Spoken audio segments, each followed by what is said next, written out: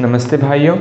आज जो हम लोग क्वेश्चन कंप्लीट करने वाले हैं वो क्वेश्चन आपका लैग्रांजेज फॉर्म पर जो है डिफरेंशियल इक्वेशन को किस प्रकार सॉल्व करें। पार्शियल डिफरेंशियल इक्वेशन में जो हमारा लैग्रांजेज फॉर्म था उससे हम लोग क्वेश्चन कंप्लीट करने वाले हैं। देखो आप 2014 में ग्रुप बी में एक क्वेश्चन पूछा गया था p cos x plus Y plus Q into sine x plus Y equal to Z. इस क्वेश्चन को आज हम लोग कंप्लीट करने वाले हैं। ये क्वेश्चन आपका और भी ईयर में पूछा गया होगा, एक बार आप चेक कर लेना किस ईयर में पूछा गया है।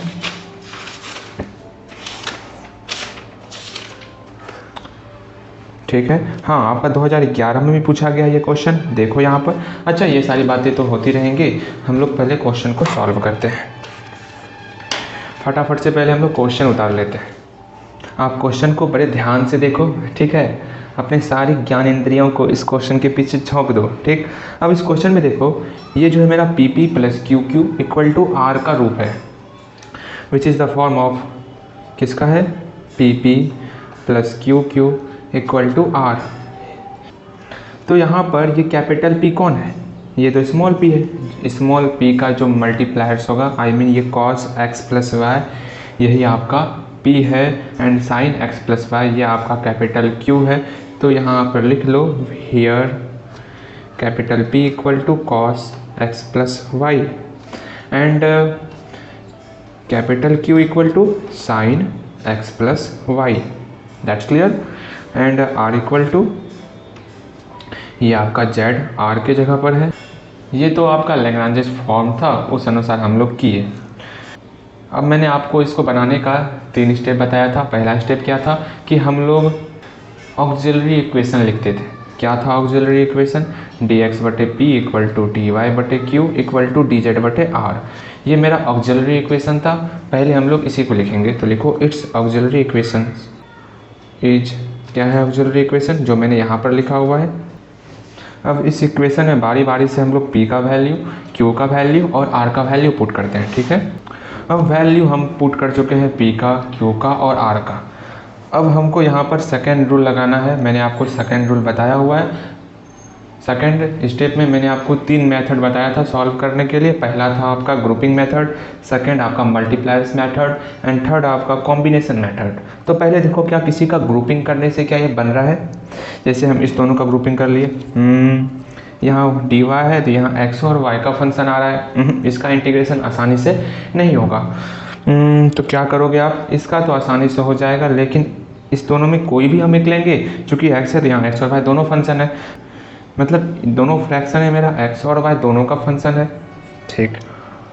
अगर दोनों को घटा दे, dx माइनस डी वाई या dx प्लस डी वाई जोड़ दे दोनों को, तो दोनों जुटने के बाद भी तो x और y का ही फंक्शन होगा ना, cos x plus Y plus sine x plus Y. हाँ बिल्कुल सही। क्यों ना इसको हम लोग कॉम्बिनेशन मेथड से बना दें, मतलब इसका हम लोग कॉम्बिनेशन बनाएंगे। तो चलो हम लोग बनाते हैं।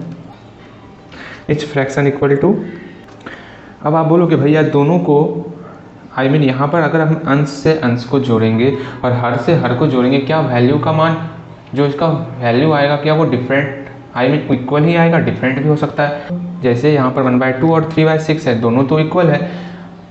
क्या इसके न्यूमरेटर और डिनोमिनेटर दोनों को जोड़ने पर क्या वैल्यू का मान, क्या फ्रैक्शन का मान अलग आ रहा है क्या। जैसे 1 और 3 को जोड़ो तो 4 आया, एंड 2 और 6 को जोड़ो तो 8 आया। इसका भी तो वैल्यू 1/2 के ही इक्वल है। मतलब अगर हम न्यूमरेटर को जोड़े और डिनोमिनेटर को भी जोड़े, जो उससे एक नया फ्रैक्शन आएगा उसका वैल्यू चेंज नहीं होगा। समझ में आया। तो इस फ्रैक्शन इक्वल टू, इस दोनों को जोड़ो, dx प्लस dy बटे, एंड डिनोमिनेटर को भी जोड़ते हैं, cos x plus Y plus sine x plus Y. And again दोनों को घटा भी सकते हैं हम, dx माइनस डी वाई बटे cos x plus Y minus sine x plus Y. ये दोनों आपका इस तीनों के इक्वल है, ठीक है। हम यहाँ लिख सकते हैं dz बटे z, या आप इस दोनों को भी लिख सकते हो। लेकिन बात यहाँ पर जो है वो समझो कि इस तीनों में हम किन दो को ले लें जिससे कि इंटीग्रेशन आसान हो जाए। इसका तो इंटीग्रेशन आसानी से हो जाएगा, लेकिन इसका इंटीग्रेशन सिर्फ अगर साइन का ही फॉर्म रहता या फिर कॉस का फॉर्म रहता तो इसका इंटीग्रेशन हो जाता, लेकिन कॉस का अलग फॉर्म है, साइन का अलग फॉर्म है, तो कैसे होगा? इसका इंटीग्रेशन करने के लिए हमको फॉर्म में लाना पड़ेगा।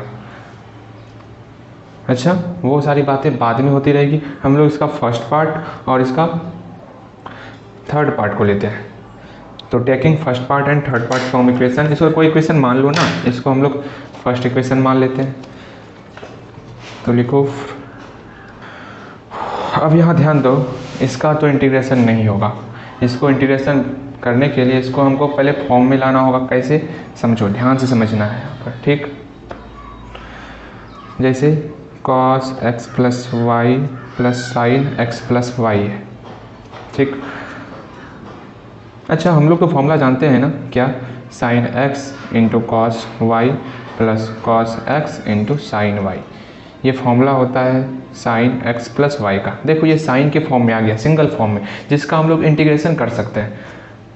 अब आप बोलोगे भैया यहाँ साइन का तो फॉर्म है, ध्यान से समझना, यहाँ पे साइन x प्लस वाई है, लेकिन यहाँ पे कॉस का फॉर्म नहीं है। कॉस वाई का फॉर्म नहीं है, यहाँ पर कॉस x का फॉर्म है, तो यहाँ पर साइन y का फॉर्म नहीं है, ठीक। अच्छा, हम लोग क्या क्या कर सकते हैं?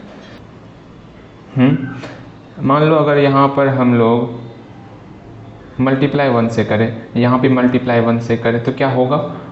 लेकिन यहाँ पर दिक्कत है कि 1 cos 0 का वैल्यू 1, इसके लिए तो सेटिस्फाई हो जाएगा, लेकिन यहाँ पर साइन 0 का वैल्यू 1 नहीं होता है ना, 0 होता है। नो, ये तो फंडा काम नहीं करेगा। तो आप क्या कर सकते हो? अब आपको सोचना पड़ेगा साइन और कॉस का वैल्यू कब इक्वल होता है। तो आप बोलोगे भैया साइन और कॉस का वैल्यू साइन π/4 पर इक्वल होता है जब इसका वैल्यू 1/√2 हो। इसका मतलब यहाँ 1 के जगह पर 1/√2 होना चाहिए। ये तो बिल्कुल सही, यहाँ पर 1/√2 होगा, तो 1/√2 की जगह पर हम लोग साइन π/4 और कॉस π/4 लिख सकते हैं, तो मेरा तो काम बन जाएगा। अरे 1/√2 कहाँ से लाओगे? कहाँ से क्या लाना? अपने मन से लाना है, √2/√2 से मल्टीप्लाई करना है। मतलब इसमें हम लोग √2/√2 से मल्टीप्लाई कर देते हैं, जिससे ये मेरा इस फॉर्म में कन्वर्ट हो जाएगा। तो यहाँ पर √2 को अंदर भेजते हैं, तो इसके साथ √2 का मल्टीप्लाई होगा, तो 1/√2 into cos x plus Y, बहुत अच्छे। फिर 1/√2 into sine x plus Y, कहीं कोई परेशानी नहीं। अब यहाँ पर आप 1/√2 का वैल्यू पुट करो, क्या होता है? यहाँ पर कॉस है तो साइन नहीं है, साइन लाएंगे, sine π/4 and cos x plus y तो पहले से था, प्लस फिर यहाँ पर साइन है तो कॉस नहीं है, तो cos π/4 and sine x plus Y. अब ये मेरा फॉर्मूले पे आ चुका है। जिसको फॉर्मूला नहीं पता है, मैंने यहाँ फॉर्मूला लिखा हुआ है, देख लो क्या था, sine X into cos Y plus cos X into sine Y, मतलब साइन एक्स प्लस वाई। अब इसका हम लोग बड़े आराम से, हाँ आपने सही सुना, बड़े आराम से इसका हम लोग अब इंटीग्रेशन करेंगे। ये क्या हो गया? Sine π/4 plus x plus y, यहाँ है ना, दोनों एंगल को जोड़ देते हैं, एक्स और वाई को जोड़े थे यहाँ पर, उसी तरह इस दोनों एंगल को हम लोग यहाँ पर ऐड कर दिए। ये √2 को उधर मल्टीप्लाई में भेज देते हैं। अब इसका इंटीग्रेशन करो। अब 1/sin x का इंटीग्रेशन, 1/sin x को हम लोग लिख सकते हैं cosec x, cosec π/4 plus x plus Y.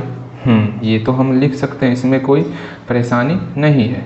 And इसका तो हम लोग जानते हैं log z, एंड एक कांस्टेंट टर्म आएगा तो log a कांस्टेंट टर्म हम लोग लिख लेते हैं अपने मन से, ठीक।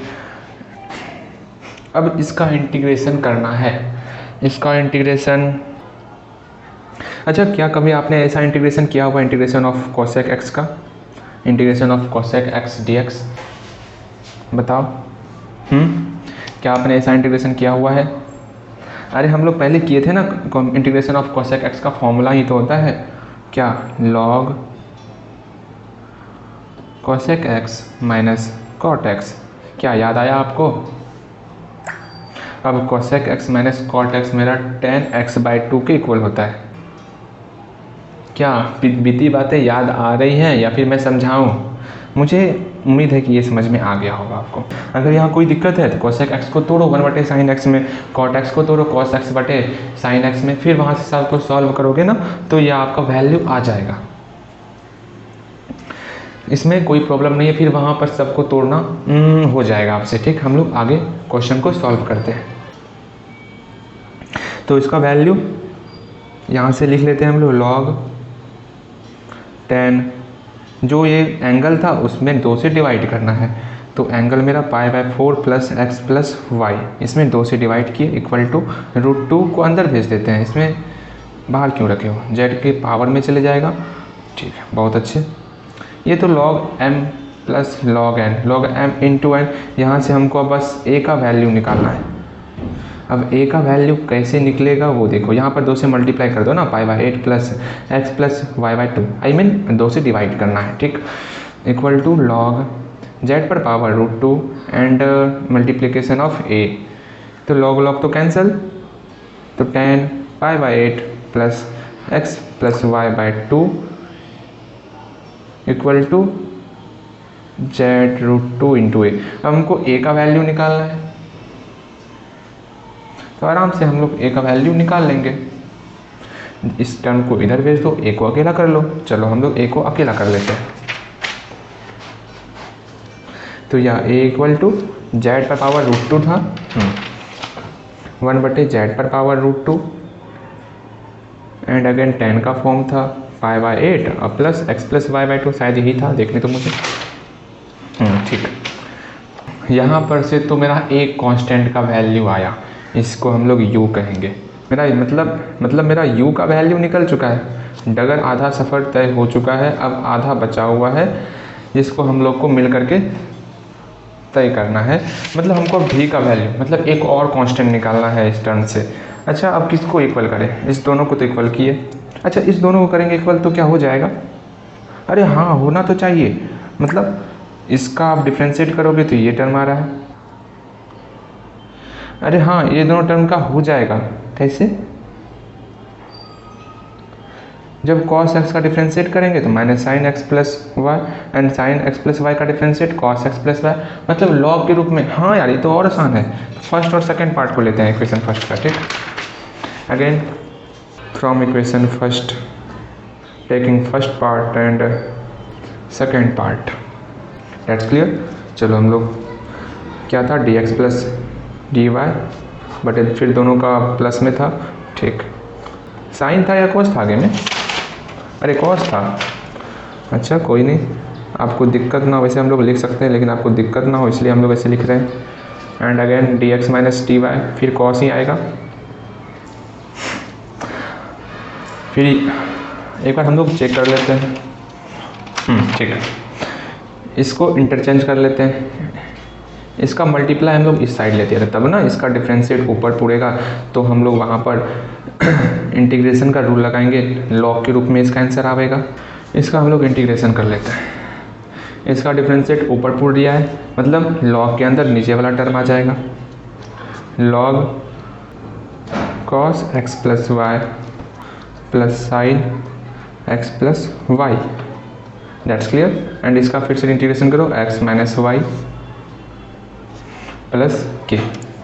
अब यहाँ पर क्या इसको आप सॉल्व कर सकते हो, यहाँ ध्यान दो, बहुत इजी फंडा है। अगर मैं कहूँ log x = y दिया हुआ है, तो आप लोग जानते हो ना, जो बराबर के इस पार है, मतलब जो बिना लॉग के साथ है वो e पर पावर के रूप में आता है, एंड जो बचा x वो बराबर x होता है। ठीक है, ये हम लोग जानते हैं। तो यहाँ पर बताओ e पर पावर के रूप में कौन आएगा, ये टर्म आएगा आपका x - y + k, तो e पर power x - y + k equal to जो टर्म बचा उसको हम लोग लिख लेंगे।